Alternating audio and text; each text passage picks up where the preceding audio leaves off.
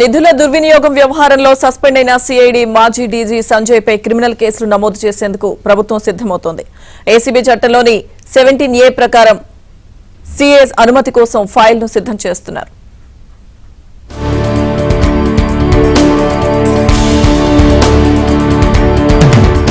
File డీసీగా CID అధిపతిగా పనిచేసిన సంజయ్ ను ప్రభుత్వం సస్పెండ్ చేసింది. స్కిల్ డెవలప్మెంట్ కేసులో సీఎం చంద్రబాబుపై కేసు నమోదు చేయడమే కాకుండా విజయవాడ, హైదరాబాద్, ఢిల్లీలో ప్రెస్ మీట్లు పెట్టి చంద్రబాబు అవినీతికి పాల్పడ్డారని సంజయ్ చెప్పుకుంటూ వెళ్లారు. ఈ నేపథ్యంలో అప్పట్లో సంజయ్ పాత్ర వివాదాస్పదమైంది. అయితే సిఐడి డీజీగా ఉన్న సమయంలో ఆయన ఎస్సీ, ఎస్టీ అవగాహన కార్యక్రమాల కోసం ప్రతి జిల్లాలో క్యాంపులు నిర్వహించేందుకు హైదరాబాద్ కు చెందిన మెసెస్ క్రిట్ వ్యాప్ టెక్నాలజీస్ ప్రైవేట్ లిమిటెడ్ అనే సంస్థకు షార్ట్ టెండర్ల నోటీసుల ద్వారా కాంట్రాక్టులు కట్టబెట్టారు. టెండర్ నిబంధనలు ఉల్లంఘించడమే కాకుండా కనీసం ఈ టెండర్ను పత్రికల్లో ప్రచురించలేదు. ఇందుకోసం ఈ సంస్థకు ₹1,00,00,000 2024 జనవరి 30వ తేదీన చెల్లించారు. అయితే అవగాహన కార్యక్రమాలు ఎక్కడా నిర్వహించలేదని విజిలెన్స్ దర్యాప్తులో తేలింది.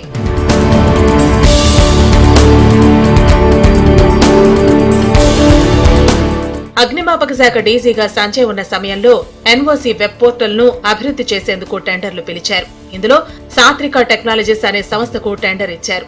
అయితే సాఫ్ట్వేర్ డెవలప్ చేయకముందే సాత్రిక కంపెనీకి 50% నిధులు చెల్లించారని విజిలెన్స్ దర్యాప్తులో తేలింది.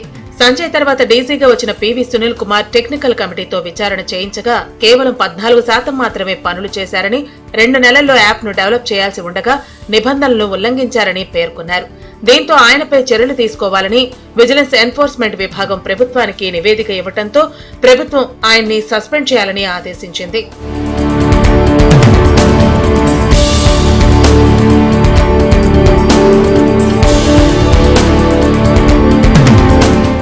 అయితే సంజయ్ పై అవినీతి నిరోధక చట్టంలోని 17A కింద అనుమతి తీసుకుని కేసు నమోదు చేయాలని ప్రభుత్వానికి న్యాయ నిపుణులు సలహా ఇచ్చారు.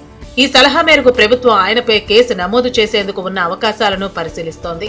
నిధుల దుర్వినియోగంలో సంజయ్ పాత్ర ఉందని విజిలెన్స్ విభాగం తేల్చడంతో ఆయనపై కేసు నమోదు చేసేందుకు అధికారులు రంగం సిద్ధం చేస్తున్నారు. అయితే ఆయనపై కేసు నమోదు చేయాలంటే ఏసీబీ చట్టంలోని సెక్షన్ల ప్రకారం విచారణ చేయాలన్నా అపాయింటింగ్ అథారిటీ అనుమతి తీసుకోవాల్సి ఉంటుంది. దీనికి సంబంధించి ప్రభుత్వ ప్రధాన కార్యదర్శికి లేఖ రాయాలని అధికారులు నిర్ణయించారు.